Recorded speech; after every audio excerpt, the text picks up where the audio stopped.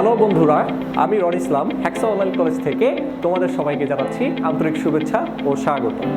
আজকে আমি তোমাদের যে বিষয়টি নিয়ে আলোচনা করব সেটি হচ্ছে ফিন্যান্স প্রথম পত্রের নবম অধ্যায় পোর্টফোলিও ঝুঁকি কি এবং পোর্টফোলিও ঝুঁকি কিভাবে আমরা নির্ণয় করব, অর্থাৎ দুটি কোম্পানির ঝুঁকি একসাথে আমরা কিভাবে নির্ণয় করতে পারি সেই বিষয়টি। তাহলে শেষ পর্যন্ত ভিডিওটি দেখতে হলে ধৈর্য ধরতে হবে। ওকে, তাহলে দেখো যে কিভাবে আমরা দুটি কোম্পানির একসাথে অর্থাৎ পোর্টফোলিও ঝুঁকি আমরা নির্ণয় করব। দেখো, আমি একটি বক্স দিয়েছি, এই পাশটি হচ্ছে তোমার অঙ্ক, ঠিক আছে। সেম এইচএসসি পরীক্ষায় তোমার এইভাবেই একটি প্রশ্ন আসতে দেখা যায়। যদি পোর্টফোলিও ঝুঁকি থেকে প্রশ্ন আসে তাহলে তুমি 100% ধরে নাও যে আমার এখান থেকে এভাবেই একটি কোশ্চেন আসবে। আর A+ তোলার মতো তোমার কিন্তু হচ্ছে ঝুঁকি চ্যাপ্টারটা খুবই গুরুত্বপূর্ণ, কারণ এখান থেকে সহজেই হচ্ছে তুমি 10-এ 10 আনসার করতে পারো, ঠিক আছে। তাহলে একটু দেখো যে আমি প্রশ্নে দুটি কোম্পানি দিয়েছি, কোম্পানি এ এবং হচ্ছে কোম্পানি বি, আর তাদের প্রত্যাশিত আয়ের হার অর্থাৎ আর বার, আগে আমরা আর বার নির্ণয় করতাম আলাদা আলাদা, এখন হচ্ছে তাদের আর বার অর্থাৎ প্রত্যাশিত আয়ের হার দেওয়াই আছে, ঠিক আছে। এ হচ্ছে 6% আর এর আদর্শ বিচ্যুতি হচ্ছে 10%। আবার বি কোম্পানির প্রত্যাশিত আয়ের হার অর্থাৎ আর বার দেওয়া আছে 10%, আদর্শ বিচ্যুতি অর্থাৎ ঝুঁকি দেওয়া আছে 8%।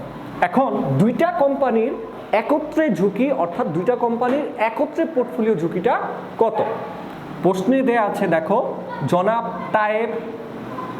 তায়েব সাহেবের মোট অর্থের অর্থাৎ 100% অর্থের সে 30% কোম্পানি এ এবং 70% কোম্পানি বিতে বিনিয়োগ করছেন। তার কাছে 100% অর্থাৎ 100 টাকা সম্পদ ছিল, সে 100 টাকার সম্পদের মধ্যে 30 টাকা হচ্ছে কোম্পানি এতে বিনিয়োগ করেছে এবং 70 টাকা হচ্ছে কোম্পানি বিতে বিনিয়োগ করছে, অর্থাৎ দুইটা কোম্পানিতে সে তার টাকাটাকে বিনিয়োগ করেছে। তাই এটি হচ্ছে পোর্টফোলিও ঝুঁকি নির্ণয় করতে হবে।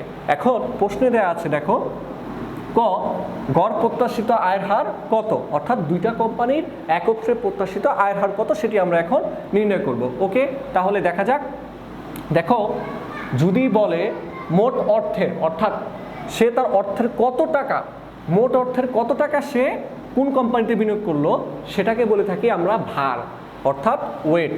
এইখানে দেখো আমি দিয়েছি কোম্পানি এর ওয়েট হচ্ছে 35 পেলাম কিভাবে? আমরা মোট টাকাটা দিয়ে আমরা সে যে কোম্পানিতে যতটুকু টাকা বিনিয়োগ করেছে ঠিক তাকে ভাগ দিলাম, ভাগ দেওয়ার পর বের হলো 0.30। এবার বি কোম্পানিতে দেখো সে 70 টাকা বিনিয়োগ করেছিল 100 টাকার মধ্যে, ঠিক এটাকেও ভাগ দিলাম, হয়ে গেল 0.70। ওয়েট বের করার জন্য অর্থাৎ ভার বের করার জন্য তোমাকে মোট টাকা দিয়ে যতটুকু টাকা তুমি বিনিয়োগ করেছো তাকে ভাগ করতে হবে। এটাই হচ্ছে আমার ভার অথবা ওয়েট, ডাব্লিউ মান, ঠিক আছে। তাহলে আমি এগুলো একটু মুছে ফেলি, দেখি তাহলে আরও কি কি দেয়া আছে। একটু দেখো ভাইয়া যে আমার এখানে দুইটা কোম্পানির প্রত্যাশিত আয়ের হার দেওয়া আছে, অর্থাৎ আমরা লিখতে পারি এইভাবে, আর কোম্পানির এ হচ্ছে তোমার 6% আর হচ্ছে আর বার বি হচ্ছে 10%। তাহলে যদি এই মানগুলো দেওয়া থাকে, অর্থাৎ যদি দেখো যে আমার ডাব্লিউর মান দেয়া আছে, অর্থাৎ পোর্টফোলিও দেয়া থাকলে আমরা কিভাবে গড় প্রত্যাশিত আয়ের হার নির্ণয় করব সেই সূত্রটি একটু কষ্ট করে খাতায় লিখে রাখো। ওকে, তাহলে দেখো সূত্রটি হচ্ছে ক গড় প্রত্যাশিত আয়ের হার নির্ণয়। তাহলে সূত্র হচ্ছে তোমার, এটাকে আমরা দুটি কোম্পানির একসাথে যেহেতু হচ্ছে পোর্টফোলিও নির্ণয় প্রত্যাশিত আয়ের হার নির্ণয় করছি, সেহেতু আমরা এইভাবে প্রকাশ করব, আর বার এ বি দুইটা কোম্পানির একত্রে। সূত্রটা হচ্ছে সামেশন অফ আর আই অর্থাৎ প্রত্যাশিত আয়ের হার ইনটু হচ্ছে আমার ডাব্লিউ আই। এই ক্ষেত্রে কিন্তু তোমার ডাব্লিউ আইটা বসাতে হবে, কারণ ভারের মানগুলো দেওয়া আছে, এই যে ভার অর্থাৎ ওয়েটের মানগুলো দেয়া আছে। তখন তুমি জাস্ট এখন তোমার মতো করে সূত্র অনুসারে বসিয়ে দাও। দেখো এই আড়াই হচ্ছে আমার প্রত্যাশিত আয়ের হার। প্রথমটার আছে 6, তারপরে আমার প্রথম কোম্পানির ডাব্লিউ হচ্ছে তোমার দেখো ডাব্লিউ এ হচ্ছে 0.30 গুণ সামেশন মানে হচ্ছে যোগ করা। ভাইয়া আমরা পূর্ববর্তী ভিডিওগুলোতে বলেছিলাম, সূত্রের বিস্তারিত বর্ণনা আমাদের পূর্ববর্তী ভিডিওগুলোতে দেয়া আছে, তোমরা একটু কষ্ট করে দেখে নিবে। তাও দেখো দ্বিতীয়টা হচ্ছে 10 × 0.70, ঠিক আছে। তাহলে এবার তোমরা একটু কষ্ট করে ক্যালকুলেটর দিয়ে গুণ করো, গুণ করলে তুমি পেয়ে যাবে 0.30।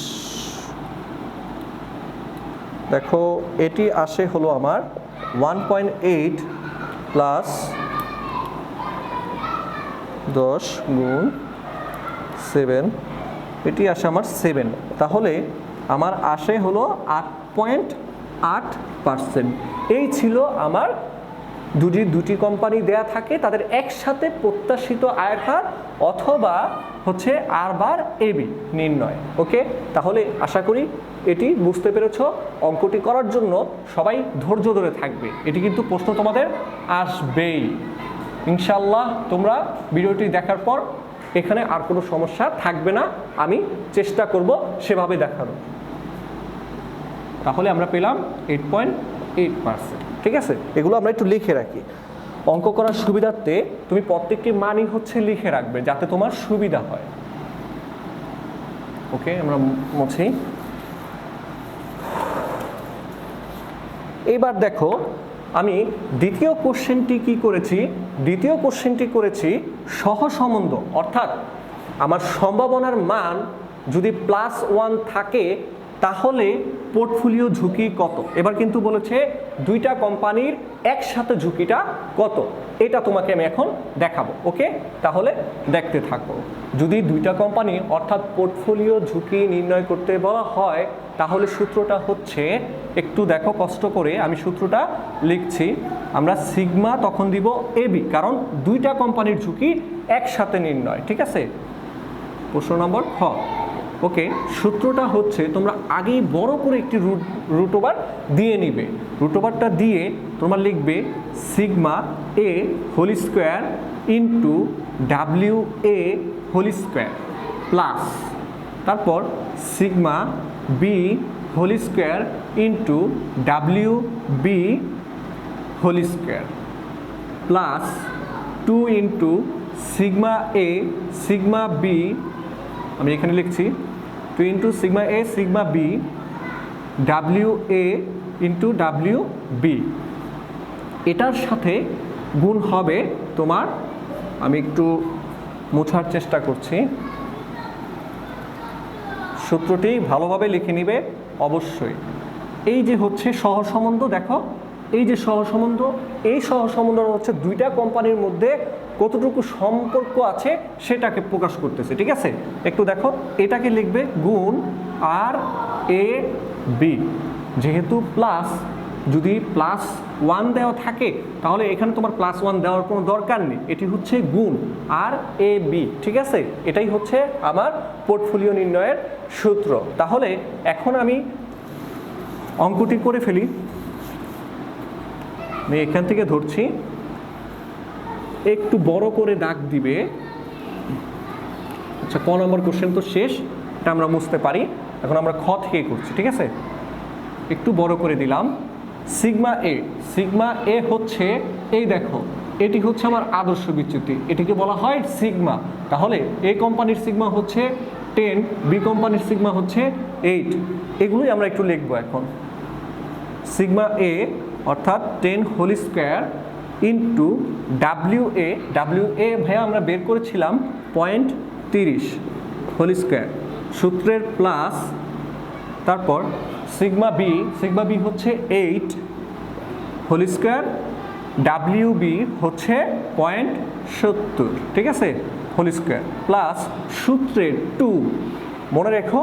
তারপর দেখো সিগমা এ শুধুমাত্র হচ্ছে 10, সিগমা বি শুধুমাত্র হচ্ছে 8, তারপর ডাব্লিউ এ 0.30, ডাব্লিউ বি 0.70 আর এই যে আর এ বি এটা বলি আমরা সহসম্বন্ধ, যদি প্লাস হয় তাহলে শুধুমাত্র 1 বসিয়ে দিবে। দেখো যদি প্লাস শুধুমাত্র +1 লেখা আছে বিধায় আমরা এখানে +1 লিখে দিব, ঠিক আছে? ওকে, তাহলে এইবার তোমরা একটু গুণ করে ফেলো ক্যালকুলেটরের সাহায্যে। জাস্ট গুণ করলে যে আনসারটি পাবে সেটি হচ্ছে তোমার পোর্টফোলিও ঝুঁকি। ওকে, আমরা একটু গুণ করি। দেখো গুণ করলে আমরা ক্যালকুলেটরের প্রথমটি পাই, এতটুকুর মান পাওয়া যায় 9। তারপর হচ্ছে যদি এতটুকু গুণ করো ক্যালকুলেটর দিয়ে তাহলে দেখা যাবে 31.36। তারপরে যদি এতটুকু গুণ করো সব কিছু ক্যালকুলেটরের সাহায্যে তাহলে যেটি পাচ্ছ সেটি হচ্ছে 33.6 এরকম কিছু। তারপর একটু কষ্ট করে এগুলো একটু যোগ করো ক্যালকুলেটরের সাহায্যে। 36 প্লাস 33.6 সবাইকেই অবশ্যই ভেঙে ভেঙে করতে হবে, কারণ তোমাদের বোর্ড পরীক্ষায় প্রশ্ন কিন্তু তোমরা ভেঙে ভেঙেই আনসার করতে হবে। কেউ জানি অনেকেই ক্যালকুলেটর শুধুমাত্র একবার টিপেই আনসার করে দাও, সেটি কিন্তু গ্রহণযোগ্য নয়। তোমাকে ভেঙে ভেঙে করে দেখাতে হবে তুমি কি আসলেই বুঝতে পেরেছো কি না, ঠিক আছে?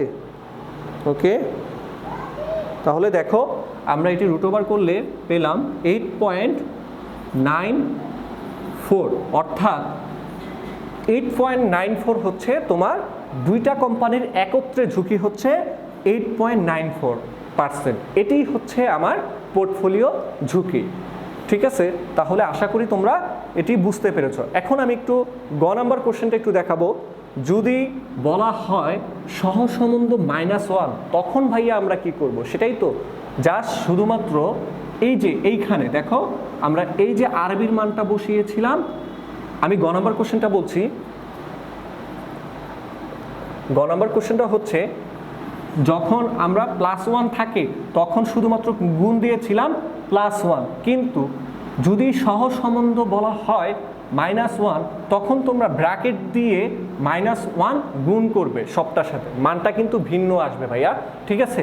যখন আবার বলছি যদি আর এ বি অর্থাৎ সহসম্বন্ধের মান -1 হয় তাহলে হচ্ছে তোমরা এইখানে যেই -1টা আছে সেটা ব্র্যাকেট দিয়ে -1 লিখবে, গুণ। প্রশ্নটা কিন্তু গুণই থাকবে, আবার কেউ -1 করে দিও না, ঠিক আছে? তাহলে কিন্তু সেটি ভুল হওয়ার সম্ভাবনা অনেকটাই বেশি আছে, কারণ এই -1 আর এই +1 গুণ করলে কি হবে? -1 মাইনাস হবে, মাইনাস ফিগার আসবে, ঠিক আছে? তাহলে একটু দেখো, আমি ক্যালকুলেটরের সাহায্যে করার চেষ্টা করছি। ওকে, এতটুকু মান শুধুমাত্র চেঞ্জ হবে।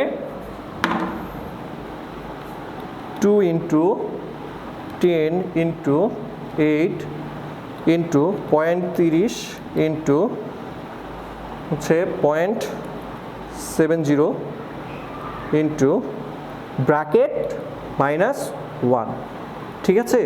তাহলে দেখবে তোমার এইখানে তখন আর প্লাস আসবে না, তখন -33.6 আসবে, ঠিক আছে? এই এতটুকুই হচ্ছে তোমার চেঞ্জ হবে। তারপর আগের মতো করে দাও, যোগ 31.36।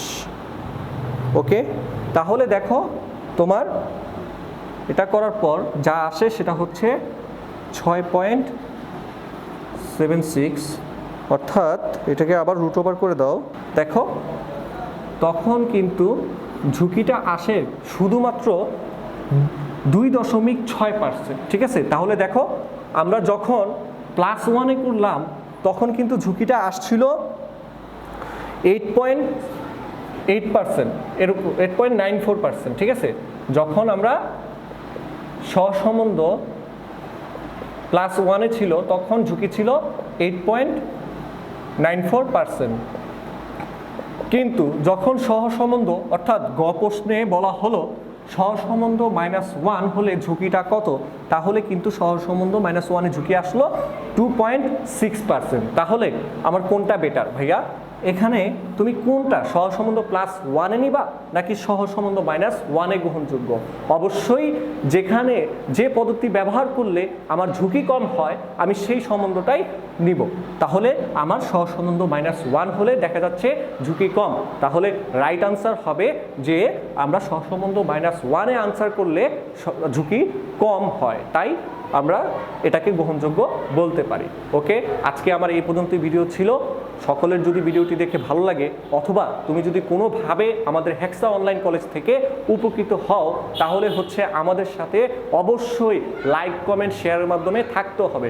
দেখো ভাইয়া, আজকে যদি কোনো ফান ভিডিও করতাম তাহলে কিন্তু তার লাইক কমেন্ট শেয়ার অথবা সাবস্ক্রাইব অনেকটাই বেশি হয়, কিন্তু আমরা কষ্ট করে লিখে লিখে তোমাদেরকে পড়াচ্ছি, কিন্তু আমাদের সাবস্ক্রাইব লাইক কমেন্ট এগুলো খুব কমই হয়। তোমরা এই বিষয়টি একটু সেন্সিটিভলি নাও, সেন্স দিয়ে একটু বিবেচনা করো মানবিক দৃষ্টিকোণ থেকে, তাহলে বুঝতে পারবে যে আমাদের কোনটা করা উচিত আর কোনটা করা উচিত নয়। শিক্ষাকে সর্বস্তরে পৌঁছানোর জন্য তোমরাই কিন্তু এক একজন এক একটা যোদ্ধা, এক একটা হাতিয়ার। তাহলে আমাদের হেক্সা অনলাইন কলেজকে বাংলাদেশের সর্বস্তরে পৌঁছানোর জন্য তোমাদের হাতিয়ার হওয়া খুবই গুরুত্বপূর্ণ। ওকে, আমাদের কিছু লাইভ এক্সাম হয়, সেই এক্সামগুলোয় আজকে আমরা প্রায় 40 জন হচ্ছে আনসার করেছিল। তোমরা যদি কেউ নতুন থাকো আমাদের পরীক্ষাগুলো দেওয়ার জন্য, তাহলে ইউটিউব ডিসক্রিপশনে আমাদের লিঙ্কগুলো দেওয়া আছে, তোমরা সেই আমাদের পেজে এসে লাইক কমেন্টের মাধ্যমে পরীক্ষাগুলো দিতে পারবে। এবং পরীক্ষাগুলো দেওয়ার পদ্ধতি খুবই সহজ, তোমরা সেটি একটু কমেন্ট করলেই বুঝতে পারবে। ওকে, ধন্যবাদ।